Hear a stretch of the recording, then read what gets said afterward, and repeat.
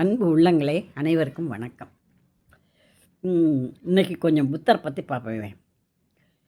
புத்தர் ஒரு மதத்தின் தலைவராகத்தான் நம் தென்னாட்டில் நினைத்து கொண்டிருக்கிறோம். வட இந்தியாவிலே ஒரு கோவிலிலே போய் பார்க்கும்பொழுது விஷ்ணுவின் அவதாரங்களில் அவரும் ஒரு அவதாரம் என்று சிலை வைக்கப்பட்டிருந்தது. பார்த்தேன். சூரியன் முதல் இந்த 10 அவதாரங்களும் இருந்தன. அதோடு சேர்ந்து நிறைய அவதாரங்கள் இருந்தன. என்ன விஷ்ணுவும் அவதாரம் என்று போட்டிருக்கிறதே, புத்தர் இருக்கிறாரே இதிலே என்று நினைத்து கொண்டு கேட்டேன். ஆமான்னு மட்டும் சொன்னாங்க. அது மட்டும் தான் புரிஞ்சுது. அவதாரங்களில் ஒருத்தர்னு சொன்னாங்க. அதுக்கப்புறம் எனக்கு புரியலை.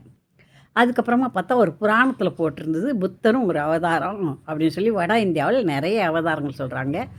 இதுக்கு முன்னாலேயே ஒரு இதில் போட்டிருக்கேன். அதை பார்த்து இன்னொரு தடவை சொல்கிறேன். அவரை என்ன செஞ்சுருந்தாருன்னா, கயாவில் எப்படி உட்காந்துருக்காருன்னா, போதி மரத்தில் இன்னும் அந்த மரம் இருக்குது. அரச மரம் தான் போதி மரம். அந்த இலை ரொம்ப முத்தலாக இருக்குது. பழைய காலத்து மரம். அதனால் இலை நல்ல தடிமனாக இருக்குது.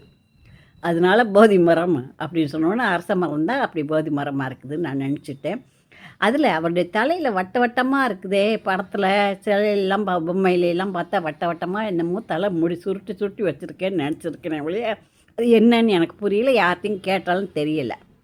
அப்புறம் பார்த்தா ஒரு புத்தகத்தில் அது ஏன் அப்படி இருக்குன்னு சொன்னால், அவருக்கு வெயில் காலத்தில் இந்த அரச மரத்து இலையெல்லாம் உளுந்து வெயில் அடிக்குமா. அந்த வெயில் அவர் தாங்க மாட்டாருன்னு நினச்சி நீர்க்கரைகளில் இருந்த நத்தைகள் வந்து அவர் தலையில் உச்சியில் பெரிய நத்தை, அதுக்கப்புறம் வட்ட வட்டமாக சுற்றி சுற்றி சுற்றி நத்தைகளாக இருந்து இங்கே வரைக்கும் நத்தைகள் இருக்கும். அந்த வட்ட வட்டமாக இருப்பது நத்தைகள்ங்கிறது எதுக்குன்னு சொன்னால், வெயில் காலத்தில் அவருக்கு வெயில் தாங்காதுங்கிறதுக்காக, குளிர்ச்சியை ஊட்டணுங்கிறதுக்காக அந்த நத்தைகள் வந்து அவருடைய தலையில் ஏறி அமர்ந்திருக்கின்றன. அவருக்கு அதுவே தெரியாது.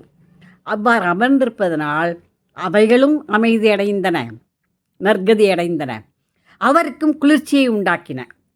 அந்த நத்தைகள் அந்த தலை சுருள் சுருளாக இருப்பதை பார்த்தால் என்னவென்று யாராவது ஊகித்திருக்கிறீர்களா? புத்தரின் தலையில் இருப்பது நத்தைகள். அடுத்த பதிவில் அவருடைய பெயர்களை ஒரு பதிவில் கூறுகிறேன். நன்றி, வணக்கம். லைக் செய்யுங்கள், கமெண்ட் போடுங்கள், சப்ஸ்கிரைப் பண்ணுங்கள், ஆதரவு தாருங்கள். நன்றி, வணக்கம்.